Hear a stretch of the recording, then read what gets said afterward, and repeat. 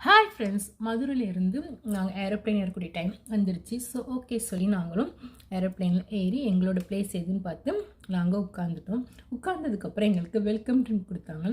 ரெண்டே சாய்ஸ் தான் இருந்துச்சு, ஆப்பிள் ஆரஞ்ச். ஸோ ஆளுக்கு ஒன்று நாங்கள் செலக்ட் பண்ணி நாங்கள் வெல்கம் ட்ரிங்க்ஸ் குடிச்சு முடிச்சதுக்கப்புறம் எங்களுக்கு ஒரு கூலிங் டவல் தந்தாங்க. உங்கள் ஃபேஸ்லாம் தொடச்சிக்கோங்கன்னு சொல்லி ஓகே சொல்லி அதையும் வாங்கி ஃபேஸ்லாம் தொடச்சோம். அதுக்கப்புறம் மெனு கார்டு தந்தாங்க. மெனுக்காலே ரெண்டு சாய்ஸ் தான் இருந்துச்சு, வெஜ்ஜு நான்வெஜ்ஜு.